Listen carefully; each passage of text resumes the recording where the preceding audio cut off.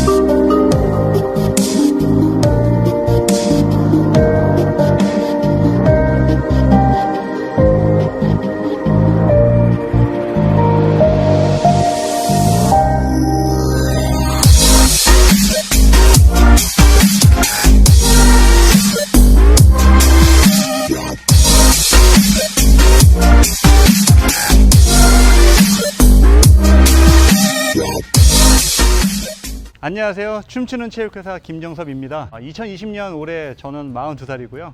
제가 춤에 미쳐있는 체육교사 오늘의 이야기를 한번 시작해 보도록 하겠습니다. 경기도 의왕의 갈매중학교라는 곳에서 현재 근무하고 있고요. 올해 교직 경력 16년 차에 접어들었습니다. 예전서부터 체육교사의 꿈을 키워왔었는데요. 어쩌다가 또 춤에 미쳐있는지, 그리고 학생들한테 춤에 대해서 어떻게 전달하고 또 춤에 대한 철학을 어떻게 갖고 있는지 한번 이야기해 보고자 하겠습니다. 네, 제가 춤을 처음 시작하게 된 계기는 학창 시절 때는 제가 춤을 한 번도 춰봤던 제가 기억이 없습니다. 남들 앞에서 제가 무슨 춤을 췄다라는 그 기억이 없을 만큼 학창 시절 때 단연코 제가 춤을 춰본 적이 없습니다. 제가 춤을 정식으로 한번 배워봤던 계기가 있었는데 그거는 어쩔 수 없는 상황이었었고요. 대학교 때 체육교육과 안에서는 무용 수업이 있었습니다. 민속무용의 이해라는 한국무용을 배우는 거였었는데, 그래서 교수님이 따라하는 대로 저는 동작을 따라 했었죠. 뭐 어깨를 들썩여라, 호흡을 가지고 움직여라 해서 기본기를 배우고 손을 멀리 뻗어서 끌어당겨라 라고 하는 그런 여러 가지 한국무용의 수업을 했었었는데요. 저의 움직임을 보고 갑자기 수업이 끝나고 나서 교수실을 부르더라고요. 그리고 나서 한 질문은 이거였습니다. 혹시 춤을 춰본 경험이 있냐라고 물어봐서 저는 처음 해봅니다 라고 얘기했더니, 정섭이 너한테는 손끝에 춤의 영혼이 담겨져 있다 라고 얘기를 합니다. 저한테 재능이 있대요. 그래서 남들이 움직이는 것을 잘 따라하는 능력이 있고 발레단이 있는데 거기 한번 들어올 생각이 있냐라고 물어봐서 저는 절대 없다 라고 얘기를 했었습니다. 이 발레 하면 떠오르는 또 저한테 그 편견이 있었거든요. 타이즈를 입고 남들 앞에서 뭔가 보여주는 것도 굉장히 쑥스러워 했었는데 그런 복장으로 제가 도저히 자신이 없더라고요. 그리고 나서 그 사회교육원에 댄스 스포츠 강사가 필요한데 그러면 그거라도 좀 도와달라고 얘기를 해서 2번 거절은 하기 힘들어서 급속성으로 댄스 스포츠를 배워서 사회교육원 어른들을 대상으로 처음 춤을 배워서 가르쳐 보았던 경험이 바로 댄스 스포츠입니다. 저한테 춤의 첫 시작이 그렇게 시작이 됐고, 자, 이런 재능을 너무 섞이기 아까우니까 한번 오디션을 한번 봐봐라 해서 아르바이트 겸 뮤지컬에 이 코러스 배우에서 아크로바틱이 가능한 움직임이 좀 잘 되는 그런 댄서를 뽑았었어요. 그러니까 춤을 전공한 건 아니었지만 기계 추조라는 운동을 했던 경험이 있었기 때문에 그 코러스 배우 생활을 하게 되었었습니다. 오지의 마법사의 고양이 역할도 하게 되었고요. 또 인어공주라는 그런 뮤지컬에 물고기 역할도 하면서 그런 경험을 소소하게 하게 되었었죠. 그때 만났던 뮤지컬의 그 배우들의 저한테는 소중한 지금 자산이 되었는데요. 그들의 열정과 도전 정신이 저한테는 엄청나게 살아가는데 큰 영향을 미치게 되었었습니다. 정식으로 춤을 이제 배우게 된 계기가 하나 있었는데요. 체육교사가 되기 위한 임용고시 시험은요, 당시 이론에 합격한 사람들에 한해서 실기 시험을 봐야 되는데 실기의 여러 가지 종목 중에 축구와 무용이 당시에는 선택이었었어요. 저는 왠지 이상하게 당시에 무용을 택해야 되지 않을까라는 생각이 들어서 경기도 체육교사 임용시험 최초로 남자가 무용을 택하게 된 사람 중에 한 사람이 되었습니다. 무용을 전공한 누나한테 얘기를 했었습니다. 무용을 한번 시험을 보고 싶은 게 나한테도 하나의 큰 도전이다 라고 얘기를 했었습니다. 누나는 자기가 작품을 짜줄 테니까 한번 연습을 한번 해보자 라고 얘기해서 정식으로 제대로 배우게 된 게 친누나한테 배우게 된 거였었죠. 한국무용과 현대무용 이 두 가지를 했어야 되는 건데요. 정말 저한테는 어려운 도전이었었고 운이 좋게 실기에 높은 점수를 받아서 체육교사로 또 근무하게 되었고 아이들한테도 꼭 전달될 수 있도록 여러 가지 도전 과제를 저는 주고 있습니다. 약간의 사명감이 굉장히 컸던 것 같아요. 왠지 모르게 저한테는 그런 사명감이 좀 있었습니다. 바로 춤추는 궁구리채 가족 이야기를 들려드려야 되는데요. 집안 자체가 다 춤을 추는 사람이었습니다. 어머님이 평생 무용학원에서 운영하시던 무용학원 원장님이셨었고, 누나는 집이 학원이다 보니까 매일같이 배워야 되는 학원 수강생이었었고, 또 저는 어머니께서는 이상하게 남녀 차별이 좀 있었었는지 남자가 하지 않았으면 좋겠다라고 그 당시 저를 춤을 가르치지는 않았다고 합니다. 하지만 저는 평생 춤을 추는 사람을 보았었죠. 춤을 바라보는 안목이 좀 뛰어나는 것 같습니다. 다른 사람의 움직임들이요, 저한테는 너무나도 기억이 잘 나고 그 동작들을 잘 따라하는 능력이 있었기 때문에 여러 가지 운동을 또 할 수도 있었겠죠. 지금은 가족 중에 아무도 춤을 추고 있는 사람은 없지만 왠지 내가 해야 되겠다라는 그런 사명감에 저는 그 사명감으로 제가 춤을 지도하고 있는 것 같습니다. 춤은 표현이다, 춤은 인생이다, 춤은 삶이다, 여러 가지 그런 정의를 내리고 있었는데, 제가 그 중에 굉장히 좋아하는 정의가 몇 가지 있는데요. 3,000개의 뼈마디를 제대로 움직이게끔 하는 것이 바로 춤이다. 이런 말도 있습니다. 애들한테 이렇게 이야기를 합니다. 춤은 언어이다. 너의 손짓, 몸짓, 발짓, 표정, 모든 것에 너의 그 몸에서 풍기는 것이 전부 다 춤이다 라고 이야기를 합니다. 춤의 어원은 댄스라고 하죠. 댄스가 그리스어의 몸을 펴다라는 뜻을 갖고 있다고 하더라고요. 움직이는 것 자체, 내가 움직이는 그 모든 행위가 전부 다 춤일 수도 있는 것이죠. 마이클 잭슨이 문워크를 하는 그 순간서부터 세상은 춤으로 소통하기 시작했다라고 이야기를 하고 있습니다. 언어가 통하지 않아도요, 춤으로 모든 게 통할 수 있다라고 저는 이야기를 하고 있습니다. 춤을 정의하자면 춤은 언어다라고 이야기하고 싶습니다. 아이들이 춤을 좋아합니다. 굉장히 좋아해요. 좋아하지만 이 학교라는 특수성이 있습니다. 그게 바로 공교육의 한계일 수도 있는데요. 학원이나 동아리나 어떤 클럽 같은 경우는 자기가 원해서 자기의 어떤 적극성과 자기의 의사선택으로 이렇게 오는 학생들이 있는 거죠. 그런 아이들을 지도하는 것은 굉장히 쉬워요. 학교라는 것은 그 지역에 있는 그 나이 또래의 아이들이 정말 무작위로 와서 우연치 않게 한 반 클래스가 되는 것인데, 한국의 한 반의 학생의 인원은 25명에서 30명 정도의 학생이 오게 되는데, 각가지 다양한 생각을 갖고 있고 다양한 환경에서 자라온 아이들이 모인 이 집단에서 춤을 정말 좋아하는 학생들이라 하여도 거기에서 내가 춤을 좋아하고 막 보여주고 싶어 한다거나 이런 문화는 아닙니다. 오히려 춤을 좋아하는 아이들이 그 학교라는 곳에서 춤을 좋아하는 것을 숨기고 있다거나 자랑하고 싶어 하지 않는다거나 그런 학생들이 오히려 굉장히 더 많은 것 같아요. 저는 굉장히 많은 고민들을 하게 되었었죠. 춤을 좋아하는 아이들이 보다 더 춤을 좋아했으면 좋겠고, 춤을 싫어하는 아이들도 분명히 있을 거예요. 그런 아이들이 또 춤을 좋아하게끔 하는 그런 방법이 무엇이 있을까? 그런 고민이 사실은 시작이었었죠. 가장 중요한 거는 춤을 좋아하게끔 만드는 거였는데요. 아이들이 춤을 좋아하는 방법은 굉장히 다양한 방법이 있습니다. 춤을 추는 걸 좋아하는 아이들이 있을 수도 있고요. 춤을 보는 것을 좋아하는 아이들도 있을 것이고요. 또한 춤과 관련된 어떤 명언을 좋아하는 아이들도 있을 것이고요. 혹은 춤과 관련된 사진만 좋아하는 아이들도 있을 거예요. 춤과 관련된 글, 어떤 이야기를 좋아하는 아이들도 있을 것이고요. 영화를 통해서 좋아하는 아이들도 있을 것이고요. 춤을 주제로 좋아하는 방법 다양할 텐데, 자, 춤을 춰라, 춤을 따라해라 라고 해서는 한계가 있는 것이죠. 아이들의 오감은 너무나도 다양한데 한 가지 방법으로만 지도하는 것이 아니라 이 오감을 만족할 수 있게끔 다양한 수업 방법들을 고민해서 춤을 아이들한테 전달하고 있습니다. 훌륭한 요리사는 주 재료가 소금, 후추, 설탕이 주 재료라고 한다면, 저한테는 영화, 드라마, 광고, CF, 신문, 시, 사진, 명언, 이런 것들이 저한테는 이 수업의 주 재료라고 할 수 있습니다. 그런 거를 다 융합해서 최종적인 목표는 이 춤이라는 것을 안내하게 되는 건데, 제가 오늘 여기서 하고 싶었던 가장 키포인트의 말은 이겁니다. 아이들한테 춤을 가르치는 것이 아니라 춤으로 가르친다 라고 얘기를 하고 싶습니다. 단순히 춤을 배우기 위해서 춤이라는 어떤 하나의 종목, 어떤 그 하나의 그 컨텐츠를 아이들한테 지도하기보다는 춤을 통해서 배울 수 있는 것들이 너무나도 많습니다. 그래서 아이들한테 춤을 가르치는 것이 아니라 춤으로 가르친다라는 철학으로 아이들을 좀 지도하고 있습니다. 춤을 지도하는데 가장 어려운 점이 좀 몇 가지가 있습니다. 아이들이 편견을 갖고 있어요. 춤이라고 하는 그런 편견을 갖고 있습니다. 춤하면은 어떤 생각을 갖고 있느냐? 약간 퍼포먼스, 공연이라고 생각을 하고 있고, 또 남들 앞에서 이렇게 멋진 모습을 보여주는 그 자체를 춤이라고 생각을 하고 있고, 뭔가 쇼라는 그런 느낌을 좀 생각하고 있는 것 같아요. 단순히 움직이는 그 자체도 춤일 수도 있는데, 내가 표정하는 것도 춤일 수도 있는데, 뭔가 음악에 맞춰서 누군가 앞에서 뭔가 보여줘야 되는 것을 춤이라고 생각하는 그런 편견을 깨는 그 자체가 저한테는 가장 큰 고민이었고, 그 편견을 깨는 게 춤을 지도하는 첫 번째 과제였었습니다. 아무도 바라보고 있지 않는 것처럼 춤을 춰라 라고 얘기합니다.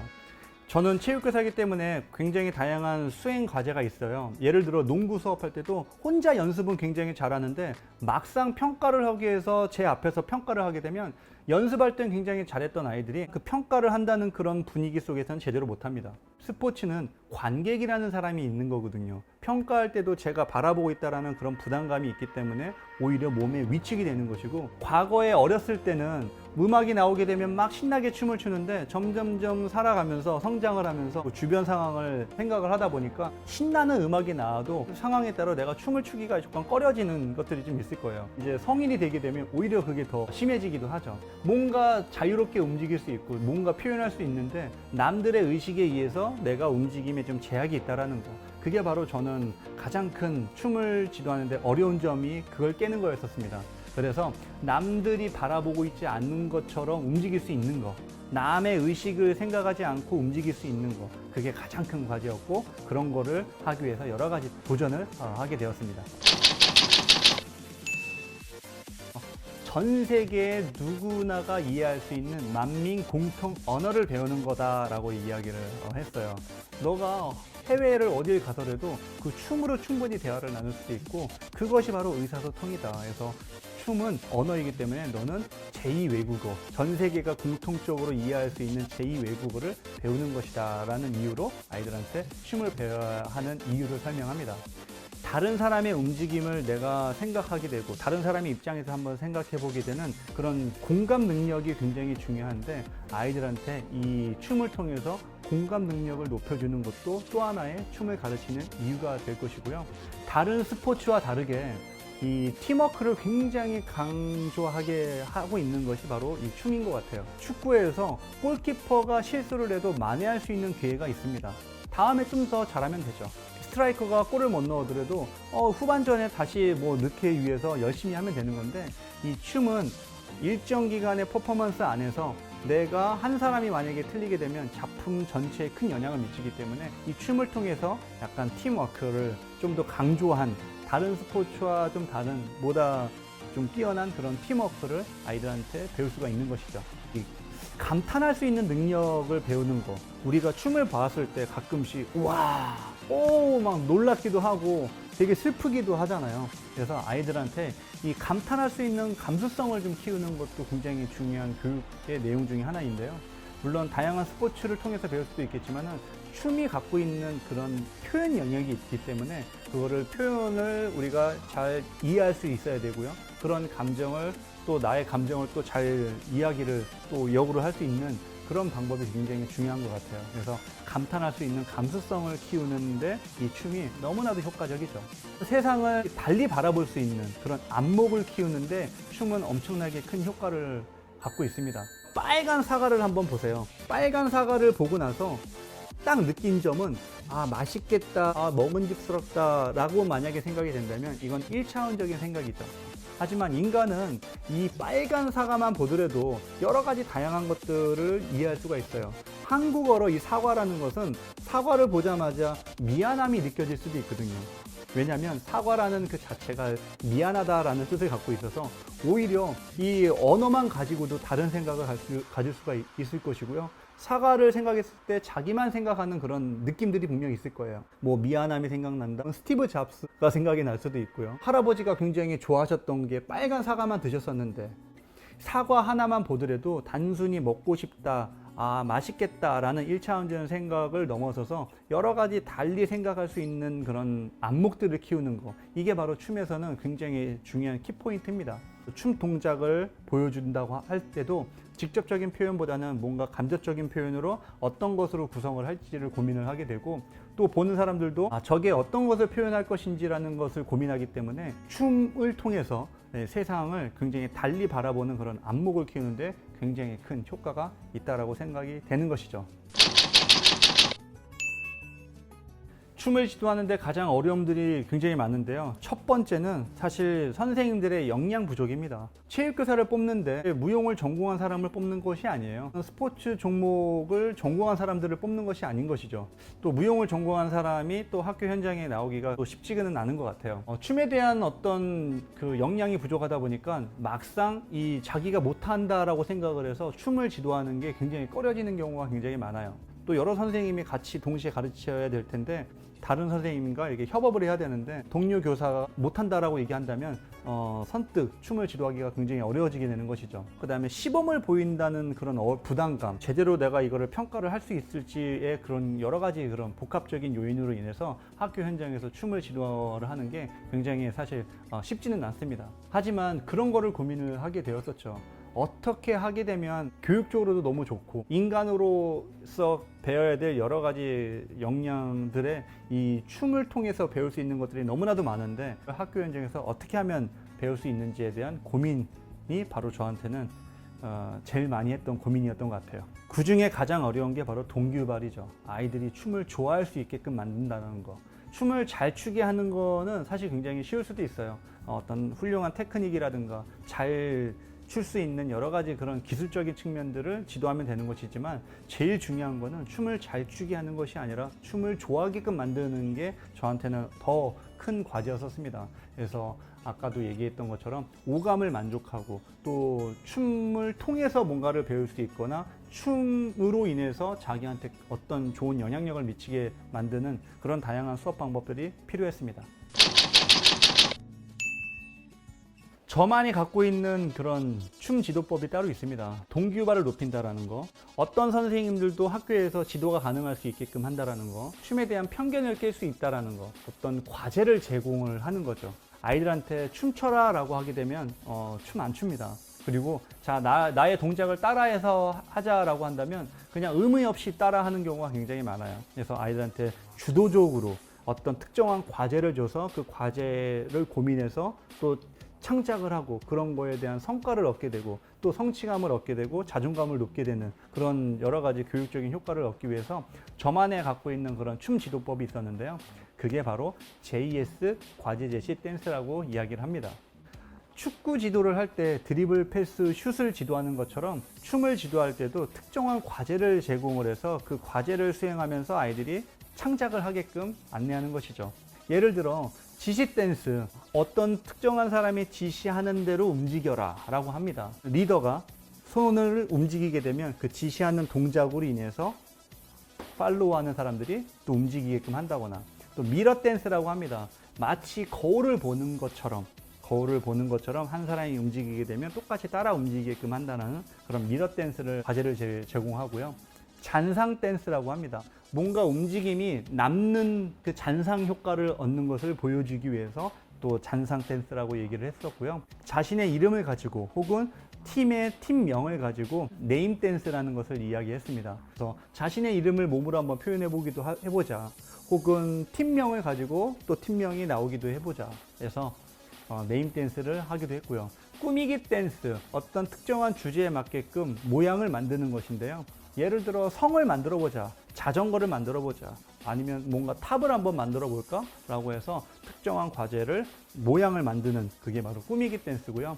굉장히 다양한 대형 전환이 필요한 무빙 댄스라는 것이 있습니다. 그래서 대형과 대형, 뭐 11자 대형에서 뭐 세모 대형, X자 대형, 뭐 원 대형, 뭐 네모난 대형이 여러 가지 대형들이 있는데, 대형에서 대형으로 이동할 때 다양한 움직임들을 한번 우리가 고민 한번 해보자 라고 이야기를 했습니다. 또 창작하기 위해서는 개인의 어떤 즉흥적인 능력도 필요하고, 그 다음에 그거를 몸으로 표현하는 그런 능력들이 있는데 그런 거는 다양한 리드업 게임을 통해서 아이들이 그 창작 과제를 하게 되는데요.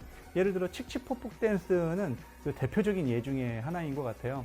아이들이 즉흥적으로 한 어떠한 특정한 주제의 칙칙폭폭이라는 네 박자의 움직임을 만들게 되면 그것이 앞사람과 내가 만들었던 것이 연결이 돼서 하나의 동작이 완성이 되고 그 동작을 연습을 해서 같이 마주본 상태에서 연습을 좀 하게끔 하고요. 내용을 정해서 정면을 바라보고 만약에 동작을 한다게 된다면 순간적으로 만들어진 아이들의 즉흥적인 능력에 의해서 만들어진 창작 과제를 통한 군무 동작이 만들어지게 되는 것이죠. 아이들이 창작 과제를 적용을 하고 연결되게 되면 큰 하나의 작품이 되는 수업이 저한테는 창작 댄스 수업이었었습니다. 다양한 창작 댄스 수업이 좀 진행됐었는데요. 그 중에 이제 몇 가지 작품을 좀 안내해 보고자 합니다. 첫 번째는 더스트입니다. 더스트는 우리나라에 약간 그 미세먼지가 너무 심해서 이 현재 사회의 그 미세먼지의 심각한 것을 주제로 작품을 만들게 됐는데요. 인간이 굉장히 환경을 파괴를 해서 환경 오염으로 인해서 더 이상 이제 무기력해졌다, 더 이상 움직이지 않을 것이다 라는 강렬한 메시지를 좀 전달하고 있고요. 이 여기서 나왔던 음악도 굉장히 중요한데 음악은 찰리 채플린의 그 모던 타임즈에 나왔던 그런 OST입니다. 그래서 공장에 똑같은 동작을 반복하는 그런 모던 타임즈의 강렬한 그런 영화를 아이들이랑 같이 보고 음원을 좀 넣어서요. 이 미세먼지를 좀 넘어서 이 환경을 좀 정화시키는 이런 친환경적인 소재를 한번 개발을 한번 해보자라는 그런 주제를 가지고 스토리텔링 수업을 좀 진행했고 그걸 가지고 만들었던 작품이 더스트입니다.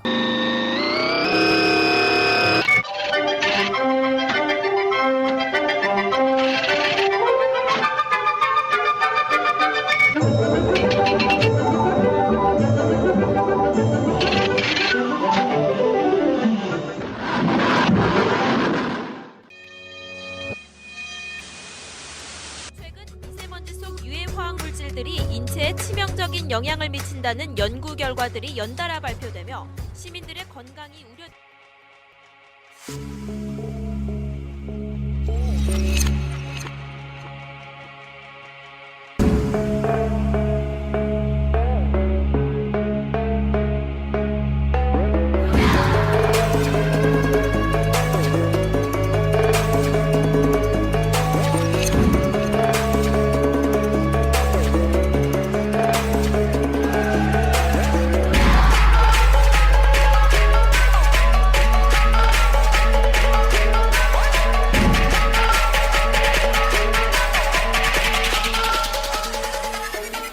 또 두 번째는요, 폰이라는 작품인데요. 바로 스마트폰이죠. 이 청소년들의 가장 심각한 문제 중에도 하나고, 그 다음 청소년의 문제뿐만 아닙니다. 모든 사람들이 현재는 지금 스마트폰이 없으면은 우리가 살아가기 힘든 그런 시대에 지금 현재 살고 있는데요.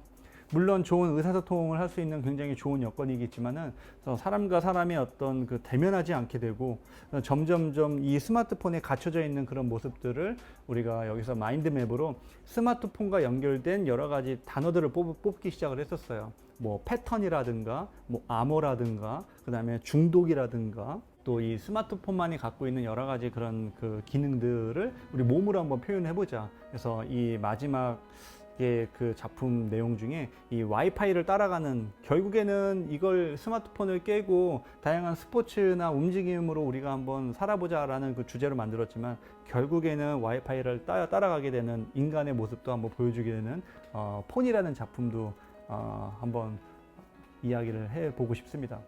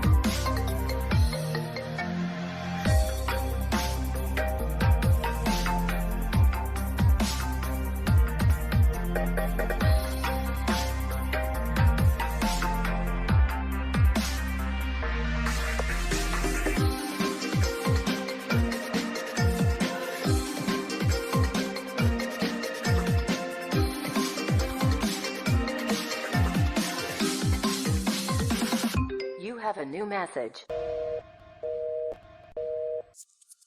자, 그 다음에 폭력을 주제로 한 내용인데요. 작품 제목은 목격자입니다. 나쁜 것을 보았는데 그걸 방관하는 그런 태도에 대한 주제를 가지고 현재 학교 폭력과 관련된 내용 혹은 전 세계의 어떤 폭력과 관련된 내용을 주제로 이 목격자라는 이름으로 작품을 만들었었는데요. 요거는 그 경주라는 곳에 아이들이랑 댄스 여행을 가가지고 거기서 작품을 한번 또 촬영도 하게 되었는데요. 그래서 요거는 굉장히 다양한 데서 수상을 하게 된 좋은 멋진 작품이었습니다. 폭력 실태를 눈으로 보고 귀로 듣고도 입을 다무는 이른바 방관자들의 태도도 논란이 되고 있습니다. 주변을 지나던 시민들이 전혀 제지하지 않는 사실이 알려지면서 논란은 커지고 있습니다.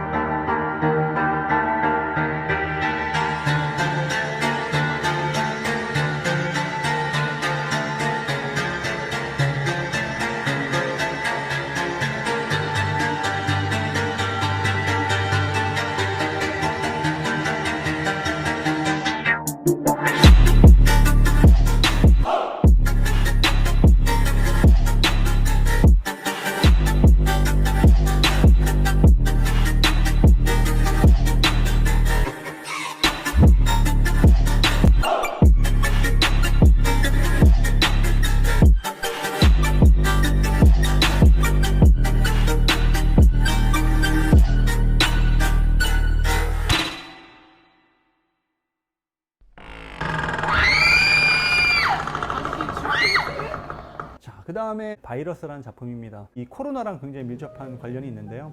예전에 메르스라는 그런 호흡기 증후군에 의해서 그걸 영향을 받아서 그 바이러스라는 그런 작품을 짰었는데요. 내용은 굉장히 허무맹랑합니다. 의사가 실험 도중에 바이러스를 퍼뜨려서 많은 사람들이 좀비가 되었는데 그 중에 백신을 갖고 있는 사람이 백신을 투여해서 모두 건강해진다는 그런 내용을 아이들이랑 작품을 짜서 했는데 굉장히 아직까지도 가장 기억에 남는 작품 중에 하나가 되고요.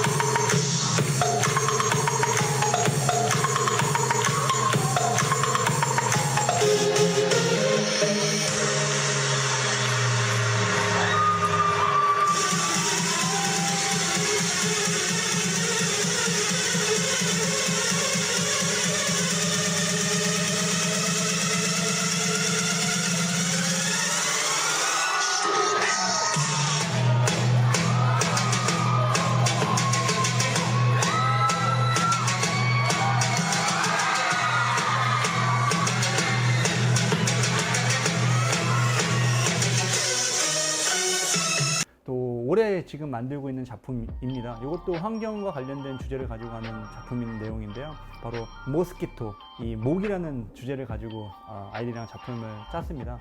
이거는 제가 이 모기라는 주제로 한번 작품을 한번 만들었었는데요. 제가 만들었던 작품의 내용은 이런 겁니다. 만해 한용운이라는 우리나라의 그 독립운동가의 유명한 시 중에 모기라는 시가 있는데 그 일본에 대해서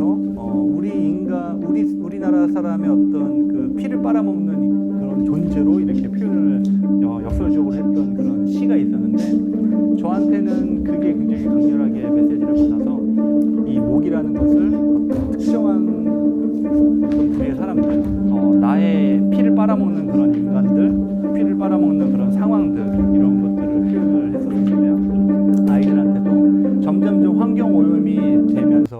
개체 수도 굉장히 증가되고 굉장히 다양한 바이러스라든가 안 좋아지는 상황들이 많아진다. 그래서 이런 것들을 한번 없애보자라는 그런 주제로 목이라는 작품을 또 만들기도 해보았습니다.